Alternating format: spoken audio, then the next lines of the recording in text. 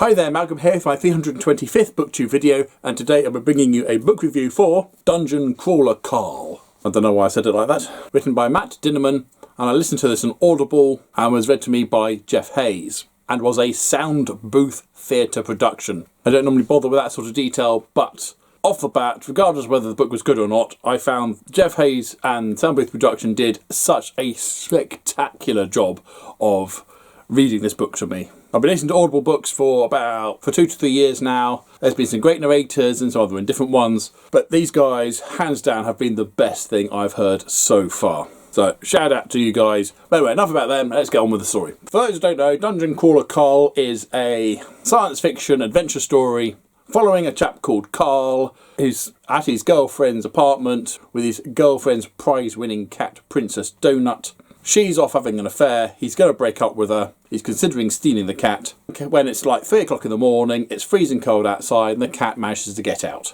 So he scampers out in a pair of boxing shorts and a t-shirt and his girlfriend's pink Crocs to get the cat in, and while he's out there, a significant thing happens. I won't tell you why it happened, it's not really a spoiler, but it does take a while before you find out exactly what's going on, and part of the joy of the story is the journey. But effectively, when he's standing outside, every structure, tent, car is literally flattened into the ground, presumably killing everybody inside. And so he's left with this damn cat, his boxer shorts, a pair of pink Crocs that are too small for him, in the freezing cold. There's some general announcement, and a set of stairs open up for him to descend into the earth, which he does. And he becomes Dungeon Crawler Carl in a dungeon crawling adventure. For those of you who played those sort of RPG games, either online or as part of a D&D group, you'll have a bit of a head start in terms of what's going on. But I would say you don't have to necessarily played any of these or have any knowledge about any of this to enjoy this story. Although some of it does help when they talk about things like levelling up, XP, loot crates and all the rest of it. But basically everything that features in a normal dungeon crawler style adventure game is in here. And this poor guy is faced with the prospect of having to battle a bunch of dungeon creatures over the course of 18 levels to win the game. It's not just him, there's about 10 million other people dotted around in this massive world-sized dungeon with him, some of whom may be of greater threat than the creatures in there. And there the adventure unfolds. There are reasons given as to why he's in this situation, but there are plenty of things in here to help even those who are not familiar with dungeon crawler type games, because he very quickly meets a tutorial guide who is there to answer certain questions about what's going on, explain what various things are. Within limits, there's only so much he's allowed to say. That does help. And there are a lot of knowing nods to the gaming situation. So when he looks at something, a tooltip pops up telling him what it is. When he gets a loot crate, he's able to look at the items in it and it gives him a full description about what they are and what they do. There's a lot about getting hit points and charisma points and losing dexterity points and all of those various attributes, as well as a bunch of new skills he develops along the way. He starts with skills, basically the natural things he can do as a human with no class. But as he works his way through the dungeon and kills things and finds things and gets various treasures, he skills up, he equips himself, although the lack of decent footwear and leggings is a running gag. And there is a whole other level to this. It's not really a spoiler, but it doesn't come apparent for quite a while. But this is also, at the same time as being a survival thing, it's a game show. Something is watching. In fact, many somethings are watching. It's their entertainment. And he's not only just got to survive and kill things, he's got to survive and kill things in a really entertaining and spectacular way. Resulting in every now and again, he's whisked out of the dungeon and finds himself in a talk show.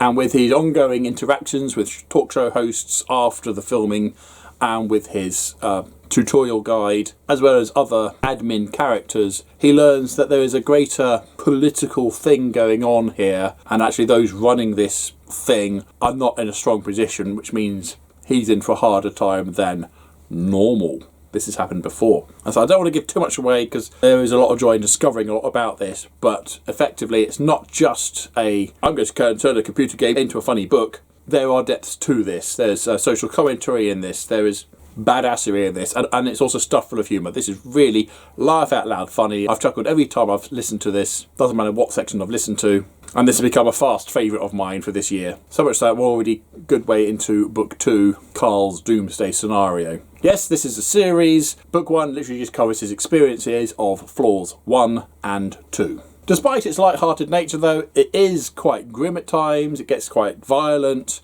and it is also very rude and crude with some of the gags. So, not for the little ones or the faint at heart, but certainly if you have a dark sense of humour, if you like a lot of action and adventure, if you like RPG games or dungeon crawler games, then I think you should have a lot of fun with this. I cannot recommend this one enough. Booktastic, and if you're able to listen to the Sound Booth Theatre production, go for it. This should not disappoint. Hey, so they're not endorsing me in any way. I just think this was amazing. I want to share that fact with everybody. I will probably read it again in paper form at some point. I can see myself getting the book collection, but I will be reading it in the voice that Jeff Hayes provides for it, because I thought it was pinnacle experience for this story. Sorry, overdoing that, I think. Now, it's one of those books I want to read again for the first time, having just finished it, because I just loved it so much, and I just loved my own passage of discovery down the Dungeon Crawler Carl experience as Dungeon Crawler Carl was going down his path of his discovery, shouting, "God damn it, Donut!" and then running from whatever it is that Donut had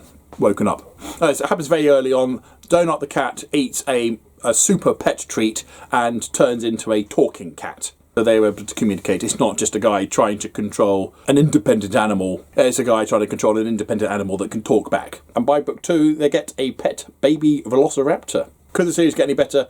I don't know, but I'm loving it. So there you go, Dungeon Crawler Carl. Have you read it? Have you listened to it? What did you think of the Audible if you've listened to that? What did you think of the book if you've read that? If you've only read it, would you be curious to listen to it now, or vice versa? The comments down below, please, but please, no spoilers. I appreciate that. There you go. New achievement! You've just watched another of my videos. Reward the knowledge that there will be more videos coming soon. Yes, comments down below, please. But as usual, if you've nothing nice to say, then please keep it to yourself. Thank you. And don't forget to like, subscribe, and other YouTubey things if you want. And until next time, see you later. God damn it, Donut!